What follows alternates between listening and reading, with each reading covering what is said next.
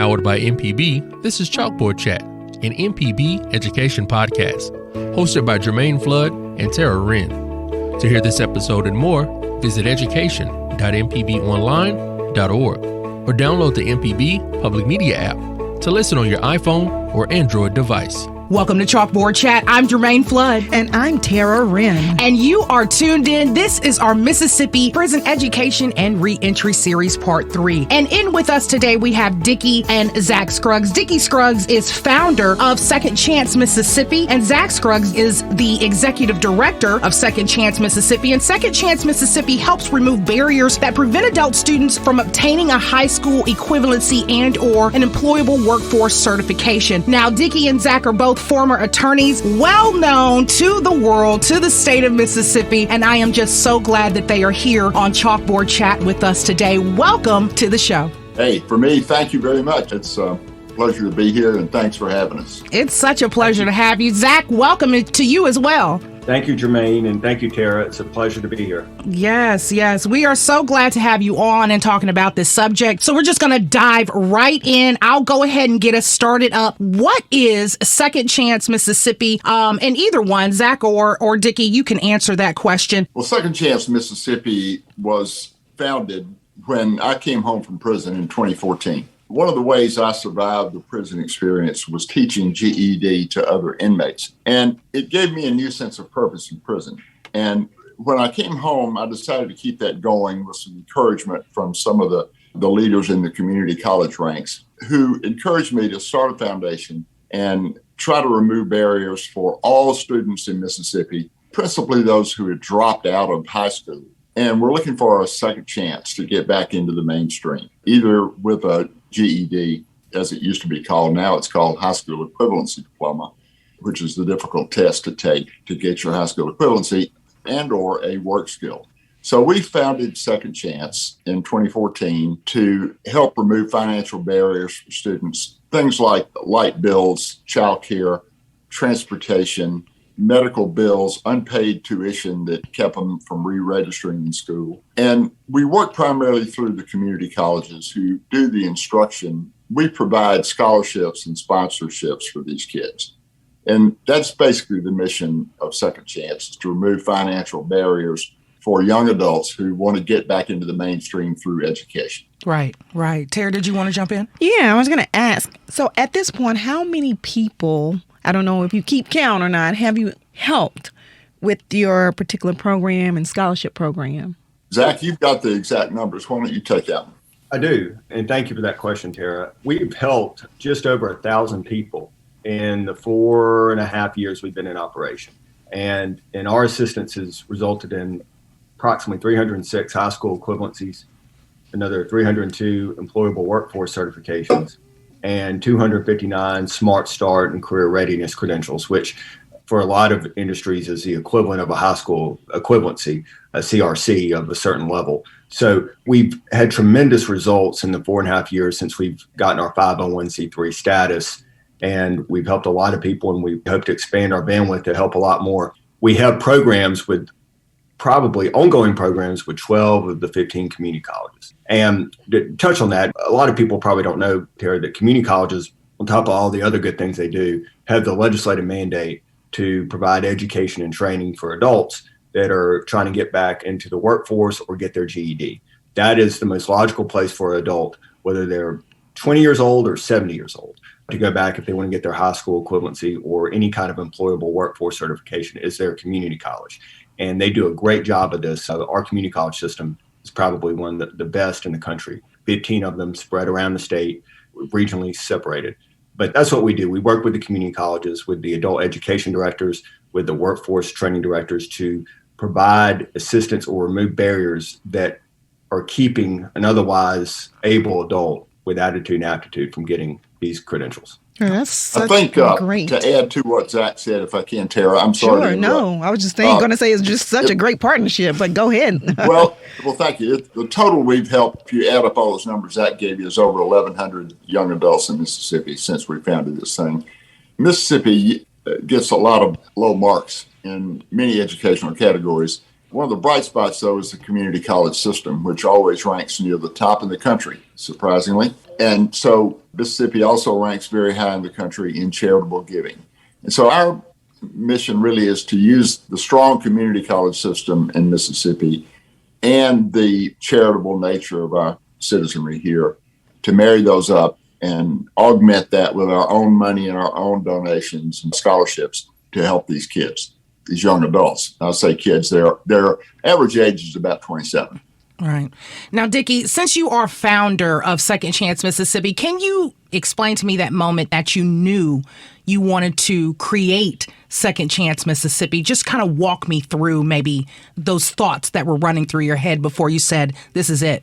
It really started before 2014. The inspiration came when I was in prison. The prison's not a pleasant place, as you can imagine. And one of the worst things about prison for me, other than being separated from my family and friends, was the loss of any sense of purpose. As a lawyer, I had always felt like I had a purpose. I represented thousands of shipyard workers who had asbestosis. I represented Mississippi and about 30 other states in the tobacco litigation, which created some great public health benefits that we're seeing the benefits of now, and smoking rates have gone way down nationwide. Represented hundreds of families after Hurricane Katrina, forcing their insurance companies to pay what they owed. And so those were things that gave me a great sense of purpose and accomplishment as a lawyer. And when I went to prison, I lost all that. I lost all sense of purpose. And it was something, I don't know that I anticipated that before I went in. But word spread around the prison compound that I was a lawyer and had an education. Some of the inmates started asking me for help with the GED. One of the things the federal prison system does right that I wish the state system did is if an inmate doesn't have a high school diploma, they're required to get a GED or sit in class until he passes the test. And the instructors in those classes are other inmates who already have a college education or more. And so I was ultimately, after tutoring inmates for a few months, I was asked to be a classroom instructor. And that realized after a short time that gave me a real new sense of purpose, because I'd never taught before. In fact, I had to teach math in prison, which was not my strong suit. That's why I went to law school, so I wouldn't have to take a bunch of math courses. No math here either. No math. Well, we're all on that same page. I don't know that I ever knew what the Pythagorean theorem was, but I had to go back and look it up. And so it was sort of a blind leading the blind process for a while until I started dusting off the old high school and early college math stuff that I'd learned myself and forgotten. But I realized at the time how rewarding it was. It gave me a sense of purpose. It gave me a reason to get up and get out of bed in the morning. And it gave me a new lease on life, watching the light bulb come on in some of these grown men that I was teaching. And it got to be where I would encourage them and be a bit of a cheerleader, because many of these guys had ruptured their family relationships. And I convinced some of them that this was one way to get back reconnected with their families. They could do homework with their kids and grandkids if they had a GED and knew a little bit about math. And so it became an inspiration for me. And so when I got home in 2014, I listened to public radio, actually. Yes. That's a true story. I listened to NPR and MPB. That was my lifeline to the outside world, was listening to that on FM radio. Yeah. And so one morning I heard a lady from Hines Community College talking about the difficulty in getting students to complete the GED before the protocol for the test changed. And if they hadn't finished by the end of 2013 or 2014 rather, they'd have to start all over again. Mm-hmm. And there was a big backlog. And so when I heard that, I texted this lady and told her who I was and where I'd been, and offered to tutor to help with the backlog. And she, sort of surprisingly to me at the time, texted me back and said, come on down here and meet Dr. Clyde Muse, the president of Hines, and let's see what we can do. And Dr. Muse and Colleen Hartfield, the lady that I'd heard on MPB, encouraged me to go beyond just tutoring myself, but to try to set up something more impactful in Mississippi. And so after thinking it through and touring a number of community colleges to find out exactly what was going on, we set up Second Chance.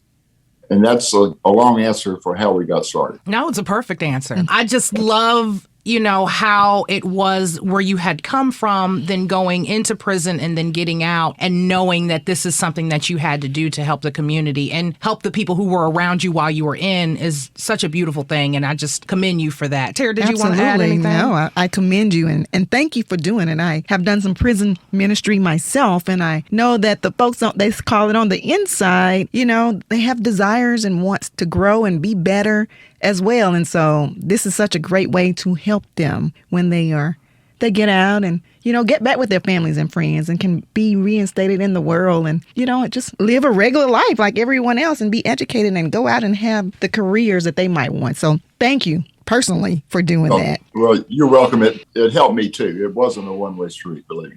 So I'm curious to know, Zach, as the executive director, I know that it falls on your shoulder to raise the money, get the donations, and how do you guys go about doing that, and why are they so important, and how do you allocate them within the program? That's a great question, Tara. We beg. No. I feel you.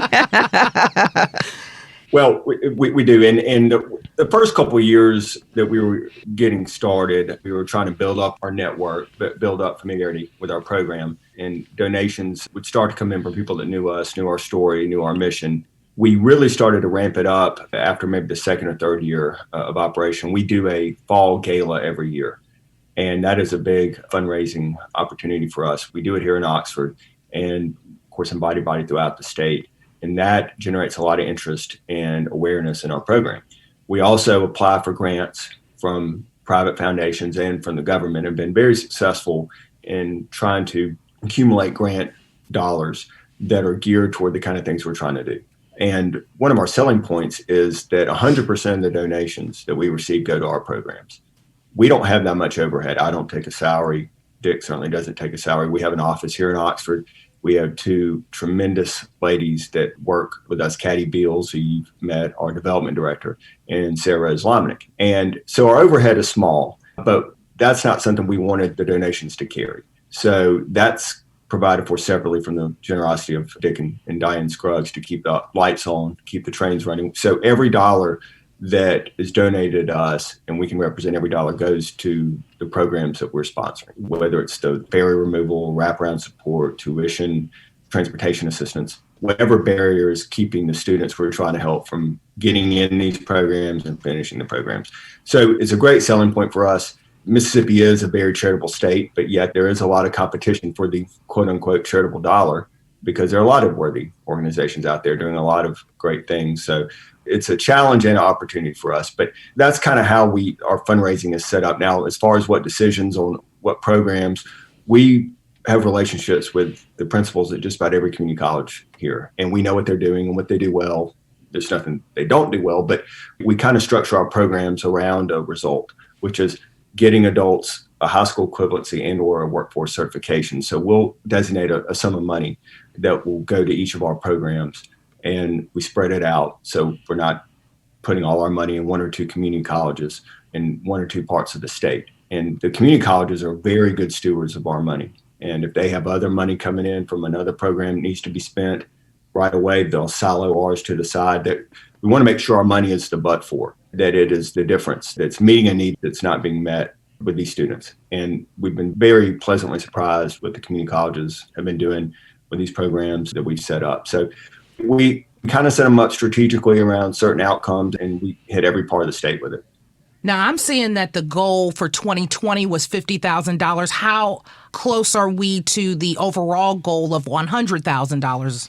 Yeah, so we're well on our way to that goal this year. And it's a good point. COVID last year obviously said we couldn't have our fall gala. We had some generous philanthropic individual contributions, and we had some grants come in. But COVID was kind of interesting. It was kind of a washing away, Jermaine, because we weren't able to raise as much money, but we weren't really spending as much either because most of these community colleges shut down and their adult education and workforce programs shut down. Right. So, and they're just in the fall of last year and really now just gearing back up where they're trying to get the students that fell off, get the programs back going. So it's been a kind of upward climb with our community college partners to get students back in where our assistance can be used. So a lot of the money we've already earmarked still hasn't been used because of what happened in 20.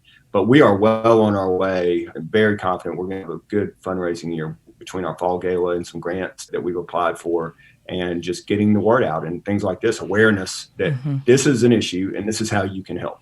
Right. And we want to help you get that word out, too. Yeah, we certainly hope that this helps, and we want you to reach your goals. I want to ask you, Zach, about the program. You talked about the different parts of the program. So say that I'm a person, or we have a student listening, or a person listening who wants some help. How do they go about starting? What is the process, and how exactly do they get in one part of your program or the next? And then I have a follow-up question. Are there any follow-up programs after they've done this initial GED part? Great questions. So as to the first one, how would an adult that wants to get their high school equivalency or workforce certification benefit from what we provide?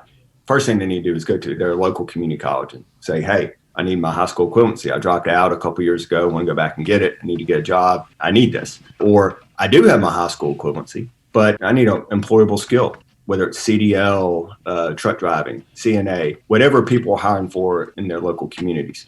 So the community colleges do our initial screening. So we don't do the actual instruction. We're not set up for that, and we don't have to be.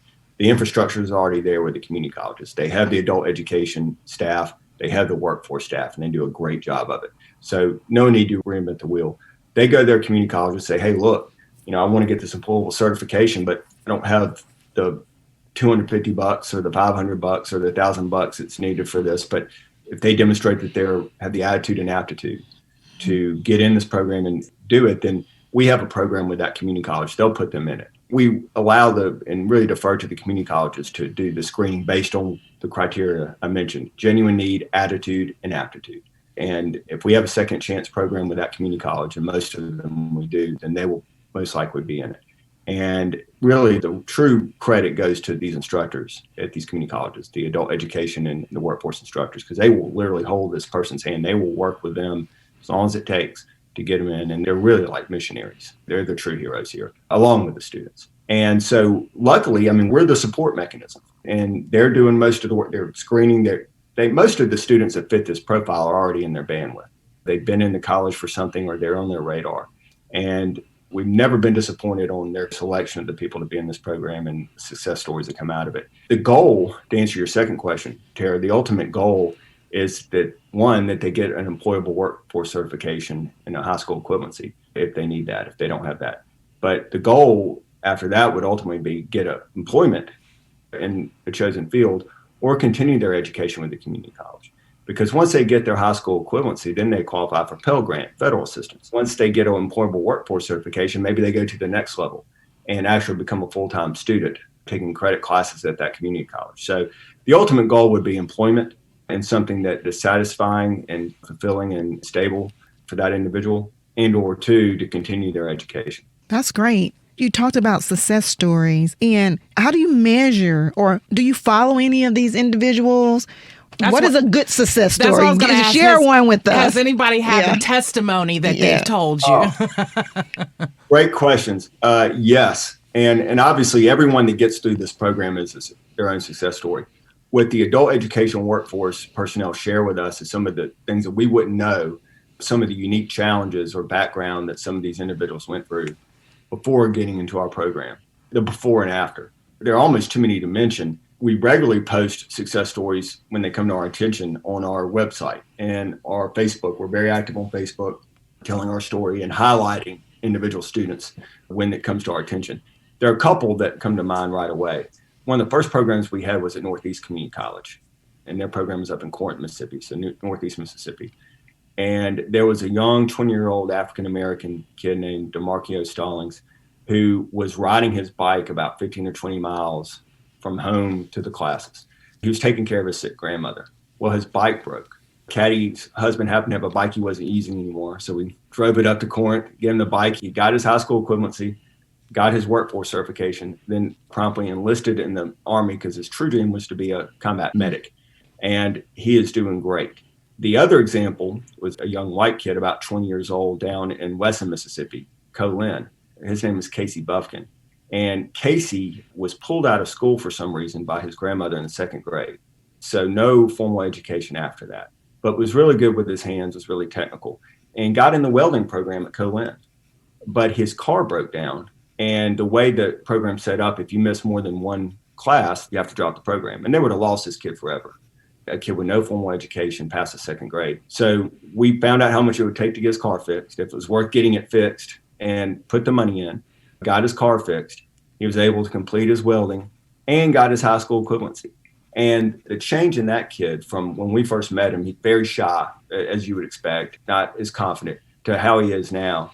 And the pep in his step he has now is amazing. And there's so many stories like that. Those are two that come to mind for me because they're so rewarding, and to see where both those kids were before and where they were after going through this program. And I'm sure Caddy could reel off another 20, and I could too. Wouldn't take up all the space on it, but that's really what keeps us going. And that's really what they're very popular. People really react to those stories. That's great. Yeah, I'd like the holistic approach Second Chance Mississippi kind of provides, from, right here to conception. So I love it. Tara, did you have something else that you maybe? I have one more question. Okay, go ahead. This is going to be for Dickie. So tell us, what's the next iteration because of this program? And do you plan to take it beyond the borders of Mississippi? Because other states could use this. Actually, we have not seriously considered going outside Mississippi with this program yet. There's still an awful lot to be done in Mississippi beyond the dropout recovery world. We're simply helping people who dropped out of school get back in and get an education and a workforce certification. That's a big challenge, and we work through the community colleges to do that. In addition to helping students directly, our principal way of helping students, to go back to the previous question, is to give grants and donations to the community colleges. And we talk to them, and we trust their adult education people to work with the students to get them through. And they do a really good job. If they get their claws into a student, they don't let him go. I mean, they're like truant officers. They call up, if he doesn't show up for class, they call him or her. And if there's a reason, then they call on us or use the money we put into their foundations to help them over those hurdles. This population is one flat tire from dropping out again. And so that's what we're trying to prevent, trying to overcome those sorts of barriers, when they have the lights turned off, anything like that these young adults face. And so we try to remove those barriers, but every time we don't deal directly with the student. We try to work through the community college because they do such a good job of tracking and tracing these kids when they come into their programs. Now, to answer your question about what's next, we are getting started in trying to help educate inmates in Mississippi's prisons when COVID came along. We had a number of meetings with the federal prison system over in Yazoo City and also the Department of Corrections in Mississippi. Now, of course, they've gone through, over the COVID period, they've gone through a transition to new leadership in the Department of Corrections. And we have not reestablished much of a program with them just yet. But I'd like to see if we can marry up the community college teaching potential with the Department of Corrections to get some worthwhile instruction within the prisons. Unlike the federal prison, which requires all inmates that don't have a diploma to get one while they're there, to get a GED, the state system doesn't have that requirement. And there's not a serious educational program in the Mississippi prison system. And that's one of the reasons that roughly 75% of men and women who are released from prison in the state system in Mississippi get rearrested within a few years. It's a revolving door because there's no worthwhile training or education that goes on within the prisons. They give it lip service, but there's no serious program going on in the Mississippi prison system. And that's one of the things that I think we're going to try to move into. If we set up Second Chance, having a prison background ourselves, I didn't think we were the right ambassadors to go there, to try to work with the prison authorities I thought maybe they'd be suspicious of us. And we had other things to do with just adults who had dropped out of school without focusing on turning inmates, so reentry. But we have been essentially asked by the parole board and others to get involved. I think the next step, in addition to maintaining what we're already doing, is to move into the reentry area and try to help educate men and women before they are released so they have some chance to succeed when they get out. And if I could add to that, it's a little more challenging, as you can imagine, to get a program established with the community college and the prison system for instruction inside the walls. The bureaucratic and possible safety issues that come to play has made that challenging for us. So we're not siloing that necessarily, but we've also been in discussions, as Dick mentioned, with the Mississippi Parole Board and director there about, okay, when this inmate is getting out, what can we do? What can the community college do to make sure they're getting in a program? If they weren't able to get sufficient instruction inside the prison due to the various procedural and bureaucratic hurdles, what can we do once they get out to make sure they're in a workforce program that leads to a job instead of going back to prison? And the parole board, the Mississippi Parole Board, has been a very good partner of ours. And there's, of course, Mississippi Prison Industries. There's several organizations we've been networking with to try to come up with a regime that will give the returning inmates a lifeline. Right. Well, we've got about 3 minutes left. I wanted to go ahead and close out with my audience. Either one can get this one, but how can somebody who, like Tara was saying in the beginning, who wants to go through the program or who knows somebody that needs this program, how can they contact Second Chance Mississippi? So they can contact us through our website, which is secondchancemississippi.org, www.2ndchancemss.org, secondchancemississippi.org. And we do field questions through the website. And what we would do if it came through us is we would coordinate, we would network and link them up with whatever community college was in the area they were in and the instructors that could take them from there. The most logical thing for an adult to do that needs to get their workforce certification and or a GED is to go to their local community college. And you just show up and say, hey, I want this. The first thing they will do is give you what's called a TABE test, a test of adult basic education, just to see where you were so they know what they're working with. And from there, the community college will be able to surmise if this person is right for the Second Chance program. And we'll get notification of that, and they'll put them in, and we'll know that that person's in our program. And it goes from there. So I would say to any adult that's interested in going back to school is to go to their local community college and say, this is what I need, this is where I want to get. And they will take them from there. Like Dick said, they will put their claws in them, they'll handhold them, they will work with them. Right. It'll be their mother, the father, you name it. And if there's assistance they need, sometimes they don't need assistance. And okay, I got the tuition here, or the adult education component, the high school equivalency is subsidized. So other than maybe testing fees or things like that, which they may or may not have covered, but if there is assistance they need, that's where we'll come in. Right. But that's what I would encourage every individual that knows someone that needs this assistance or needs it to go to their local community college. Make sure you all do that. Again, I want to thank Dickie and Zach Scruggs, father and son duo, founder and executive director of Second Chance Mississippi, for joining us here on Chalkboard Chat. It has been so great to have you. Tara and I we appreciate you both. Absolutely. We appreciate you both. I just say thank you so much, ladies. Thank you. It's been great talking to you and getting to know you. Yes. Look out for your Chalkboard Chat happy. I'm going to send that through the mail. So thank you so much for joining us again here on Chalkboard Chat. I'm going to be looking out. Thank y'all for having us. All right. Thank you, Zach. Thanks, Dickie.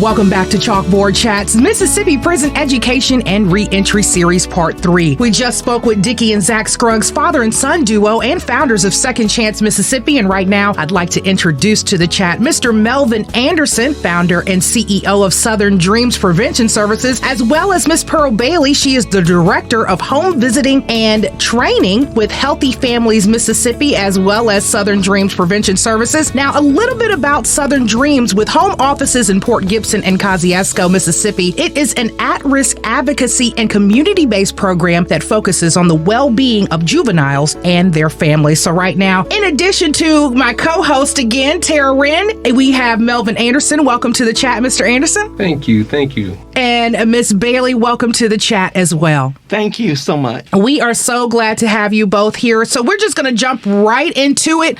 What is Southern Dreams? Tell me about the program. Southern Dreams is a one-stop shop for youth, as well as their families. Our thing is we try to cover everything that we can to help a youth make strides in their life, educationally, whatever we feel that we can actually help a youth in every aspect. Some people don't understand our youth. And when I say don't understand our youth go through so many turmoils and turns. It might be the environment where they live at. It might be someone in their household, or it might be they just don't communicate with their parents well. Because, most of the time, if your parents tell you something, it doesn't grasp you like that. But if a stranger tells you something, they could tell you the same thing, but you get a better understanding of it. Right. So our thing is we don't just deal with kids with behavior problems. We have honor kids that's in our program, too.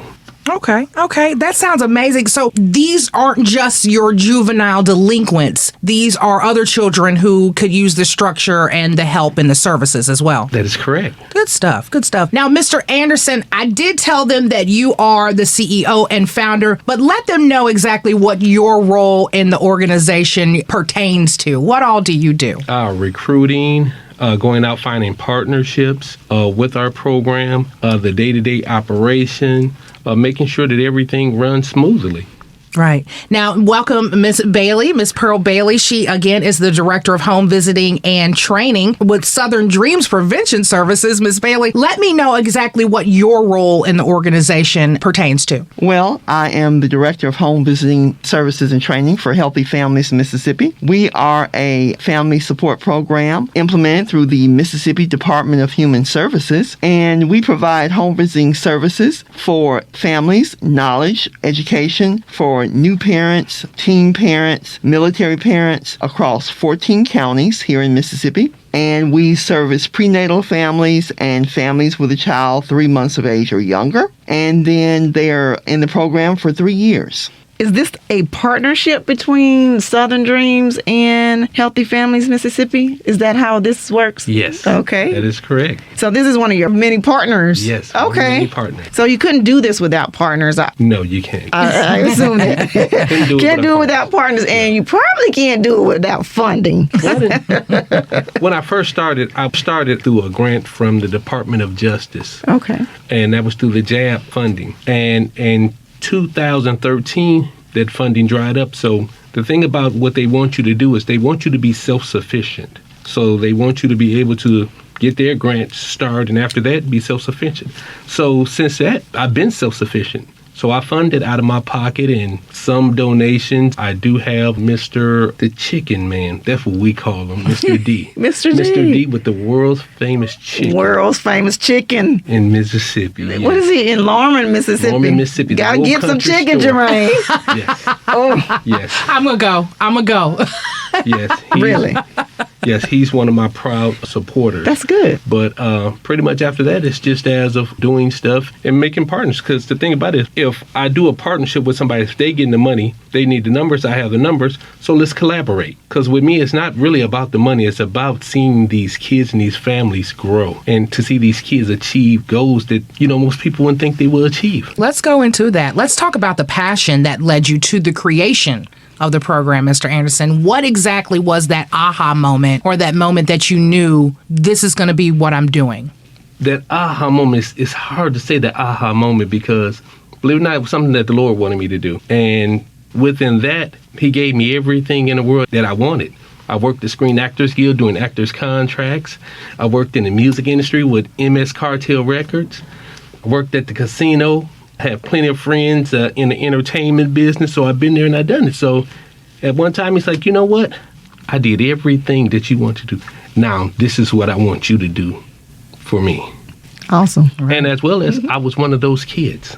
I grew up in Wisconsin, and when growing up in Wisconsin with a single parent, my mom, and, with that father figure not in the household, young men, we be looking for that male figure. And I was going to different routes trying to get that male figure or somebody to actually figure out who I am. Somebody talk to me. After years of going back and forth, in and out of different schools, different programs, we had one good program in Milwaukee, Wisconsin. It was called The Focus Point. The Focus Point was an art educational program. And the more money that my mother made, the better life we had. And the better life we had, it took me away from these outlets. And when it took me away from these outlets, that's when I started actually being aggressive, because I didn't have that down part, because it wasn't nothing for me to do. So now we have our kids in these areas, you know, when their parents make more money, they take them out of these atmospheres.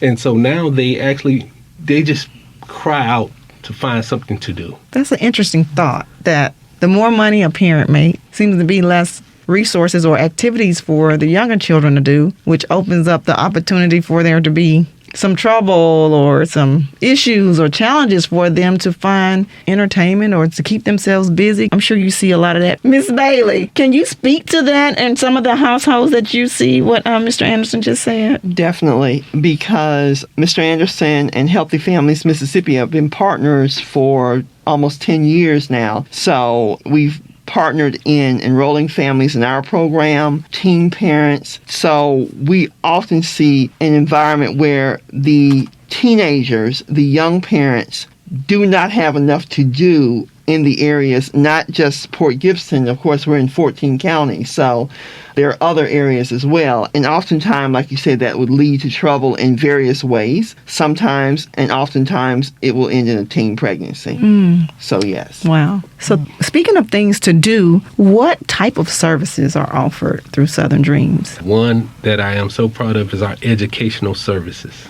Our educational services, at one time, we were just geared around kids that was in junior high and high school, those that dropped out, those that had academic problems. And what we did was we actually created our mentoring program where we went into the school districts. And by going into the school districts, we were there to figure out, as I say, problem solver within the school districts. And we created a partnership with the counselor, the social worker, as well as our mentoring program. So we had a 3-step program going on in the school system. It reduced the kids from getting in trouble, pushed up the academic status, and it kind of patterned the school out. We was in Jefferson County school system for 3 years and did not have a fight. Wow. Within the school system. Wow. And this is all coming from Southern Dreams Impact. Yes, from Southern Dreams Yeah, Impact. because they're a rival with Port Gibson. You mean wasn't no fight going on? But the thing about that was we had pulled out of Claiborne County school districts and went to Jefferson County school districts. And at that time, that's when the Department of Justice seen the numbers change. And when the numbers changed, we reduced youth from going through the youth court system 68%. Wow. And within that year, 2013, we were awarded the Dr. Larry LaFleur Advocacy of the Year award for having one of the best programs in the state as well as the nation. Congratulations. Yes. Thank you. Definitely. So you also have arts and crafts, after-school programs? Yes, we have arts and crafts as well as we had reading programs. The years that the school system defunded the after-school programs, we actually, in Jefferson and Claiborne County, created our own after-school programs where we funded ourselves, especially when we targeted on the third graders too. Our third graders, we had a 100% completion ratio of the third graders that actually passed that third grade test through our program. Cool. Right. So, Miss Bailey, when you go in to see a family, do you carve out a program just for them? When you see the need, how does that work within different families? Well, each family, upon enrollment, they are given what we call a parent survey. The parent survey goes through parts of the ACE study. The acronym stands for Adverse Childhood Experiences. And from that parent survey, the home visitor creates a service plan for that family. And the service plan is based on the family's needs as outlined in the parent survey. So no two families are alike, no two parent surveys are alike, no two service plans are alike. The service to those families is individualized. Good. Custom services are good because no two families are alike, like you said. And I think that makes a very strong statement there. That they're individualized. You're giving it to them one-on-one, and I'm sure there are good results in that. Yeah. I love it. Now, my question is there a cutoff age? Is it for a certain age group? Well, we service prenatal families, and we service the enrolled child, until they are 3 years old. And then our model, Healthy Families America, requires that we then transition that family to another early childhood program. And it could be Head Start or a private child care center, or in some cases, the school system themselves. Right. A pre-K program. Right. Mr. Anderson, is it the same for Southern Dreams? Is there a cutoff age for these juveniles? No cutoff age. We even have adults that have been out of school for years that are actually coming back, getting their high school diplomas through our program. We do not do GEDs. We do high school diplomas. We have accredited schools that actually have partnered with us. One is the University of Mississippi High School. That's through Ole Miss. And the other one is Orion out of Midland, Texas. And both programs are SACS accredited. Okay. Now, when it comes down to maybe juveniles who have been incarcerated, you take those in as well? Oh, yes. Okay. Yes. Good stuff. Our thing is, as we take that juvenile that was incarcerated, set plans up for him, because a lot of times they don't know how to set goals. And that's the biggest problem with our young males. They do not know how to set goals and achieve those goals. So we go in and set goals and then let them and show them how to achieve those goals. And it could be educational, academic, or just show them that you have a leadership, because if you could lead a person into doing something wrong, just think about if you show them how to do something right. So we actually take it and reverse it on them and teach them how to become productive leaders. Right. I want to go back and ask you about something, because folks don't hear about what you just said a minute ago. If a person dropped out of school, the way that they get their credentials is to go and get a GED. Right. But not can go back at a higher age and get a high school diploma. Can you talk a little bit more about how that part works? And because folks don't hear a lot about getting a high school diploma at 20, 21. Yeah. Well, exactly how our program is set up is we'll take you exactly wherever you cut off at, that's where you pick up at. You know, if you stopped in the 9th or 10th grade, that's exactly where you pick up at to achieve those credits. And most people back in the early 70s, they had night school.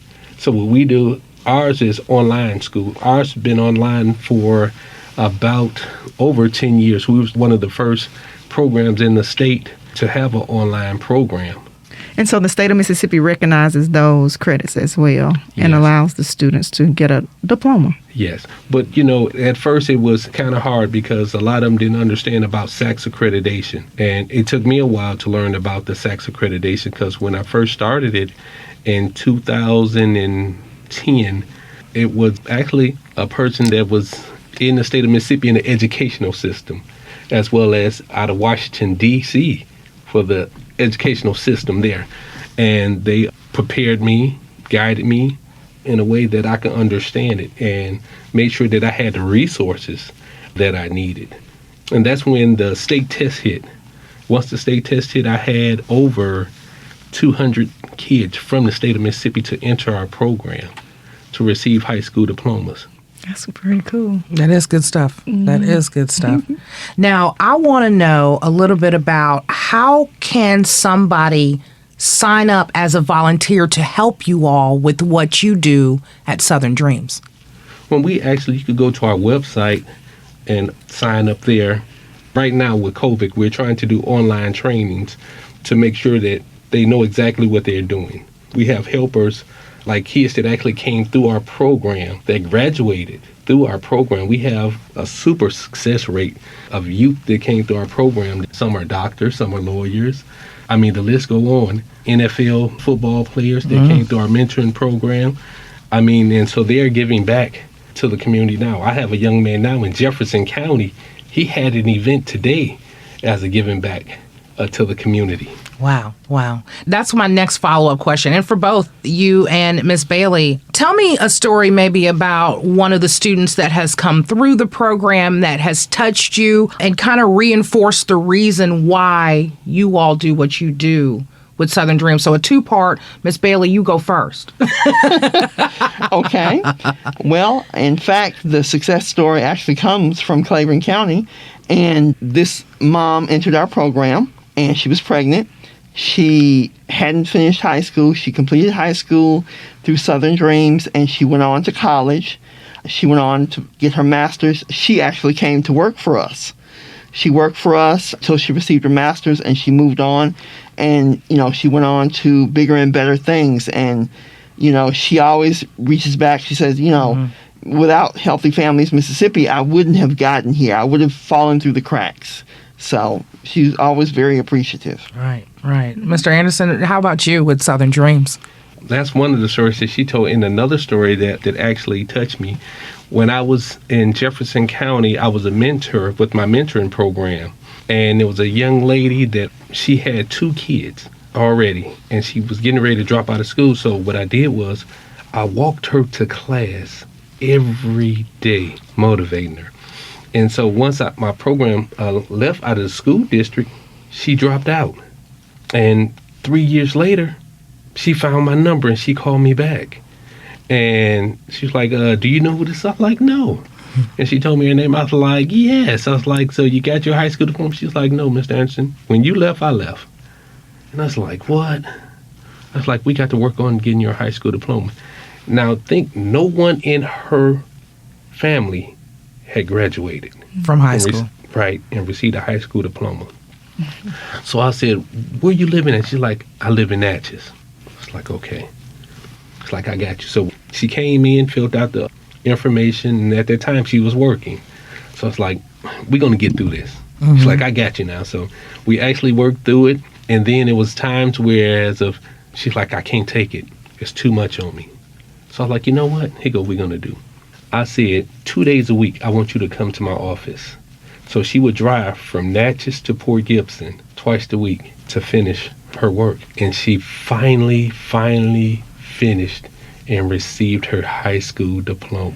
Good stuff. Good for her. Good stuff. If you wish to look on my Facebook page, that's her. That's on the front of my Facebook page. Okay. And that's the meaning, and it just brings more pride to my heart, and to see someone, remembered what I did for her and to come back through the program and to receive her high school diploma.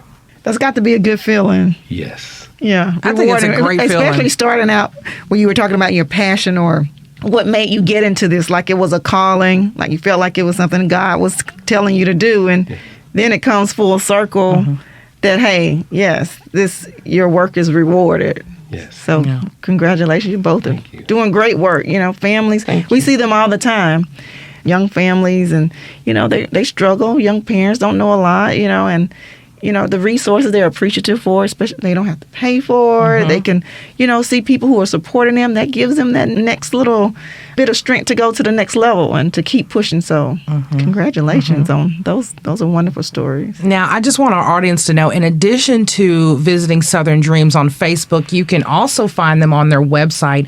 That's southerndreams14.wix That's WIX site.com. And I wanted to go ahead and get all the contact information out there when it deals with Healthy Families Mississippi and Southern Dreams. So, Ms. Bailey, if somebody wanted to contact you concerning Healthy Families Mississippi, how can they go about doing that? They can do it one of 2 ways. My phone number is 769-572-1679, and the website is www.mdhs, like Mississippi Department of Human Services, .ms.gov. Okay. And Mr. Anderson, how can someone, 1, contact you, and then 2, if they wanted to give donations to this program, how can they go about doing those too? Actually, they could give donations to the program through our website. And our website is southerndreams14.wix.com/WEWBSITE. Okay. or they could just give me a call at area code 601-618-3728. Right. Now, when it comes down to dreams, because this is Southern Dreams, tell me what's on the horizon for Southern Dreams. What is Melvin Anderson's dream for Southern Dreams for the future? Wow, it's hard to say because we done hit our goals. It's just to keep going to see how far we can really go with this Southern Dream thing. You know, one thing I haven't seen nobody just with the Southern Dream shirt on. You know, that's what I want to see. I want to see these folks with the Southern Dream shirts on because, like I said, most people say we're a hidden program. And the reason why we're hidden because enough people are not talking about us like they should. And I mean, our thing is we're going to do regardless. You know, you have other programs that are starting and other programs that haven't existed, you know, that end up failing. But the thing about it is it's just your perception as how you do things and your will, your goal, and your mindset as a pushing yourself and to see something flourish. And it's just like a rose, you know, when you first start with Southern Dreams, I mean, it was like putting a seed in the ground, watering it, and watch it grow. As a helping these young ladies, and, you know, when they come up with a excuse, when I can't go to school because I have this obstacle, but we got that covered. Give us something harder. Right. You know, our thing is don't come with us no excuses that what you can't do. We're going to show you what you can do, and we're going to make it happen. So one of our mottos is, my dream is your dream at Southern Dream. Because if you could dream it, we're going to make it happen. That's okay. Good stuff. That's great. Now, Melvin, one last request. Can you just let my audience know again all of the locations that Southern Dreams is available in? In Southwest Mississippi, we're at 507 Market Street, Port Gibson, Mississippi, and we cover Southwest Mississippi. And my other office is 301 East South Street, Kosciuszko, Mississippi. We have been at that site for a year. And as well as one of our other proud partners is Alcorn State University Extension Office. They actually do a lot for Southern Dream. And actually, like I said, that's actually help us push other people within the agriculture field as a healthy eating and all that. So we have so many partners that's tied up with us. It's funny, and the thing about it is when we mention our name as Southern Dreams, a partner, most new companies coming in, all right, we want to sign on with you. This is what we have, what we can offer. And our thing is we're not trying to duplicate nothing. We're just trying to keep it in existence. And the reason why I say that is because a lot of people don't realize, and this is something that I do need to say, you have a lot of small programs just already in operation. You have new programs that's coming that's getting the big grants. And the small groups have been there for years. The best thing to do is partnership with those small groups because once that grant ends, the program usually ends. But if you already with that home-based program, you can help keep the existing thing going.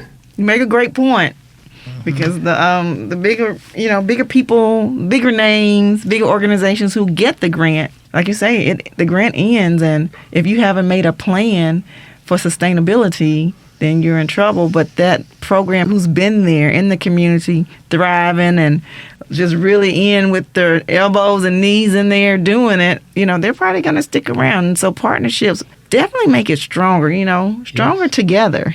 You are right. Well, I want to let you all know we are so thankful that you joined us here on Chalkboard Chat. Again, audience, Melvin Anderson, founder and CEO of Southern Dreams Prevention Services. Thank you for joining us. And Ms. Pearl Bailey, Director of Home Visiting and Training with Healthy Families Mississippi. Thank you as well for joining us. If you need any more information about Southern Dreams, once again, their website is southerndreams14.wixsite.com. Open Monday through Friday, 8 a.m. until 6 p.m. Make sure you give them a call if you have any questions, want to know more information. They are available at 601-437-8905. That's 601-437-8905, as well as 662-516-8010. 807. Make sure you connect with them again on their social media. They are out there on Facebook, YouTube, and Instagram. And once again, Southern Dreams, an at-risk advocacy and community-based program that focuses on the well-being of juveniles and their families. Thank you both again for joining us here on Chalkboard Chat. I'm Jermaine Flood. And I'm Tara Wren. Class is now dismissed.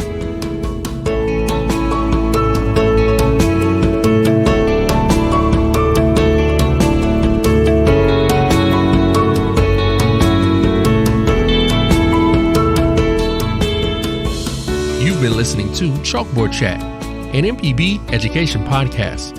To hear this episode and more, visit education.mpbonline.org or download the MPB Public Media app to listen on your iPhone or Android device.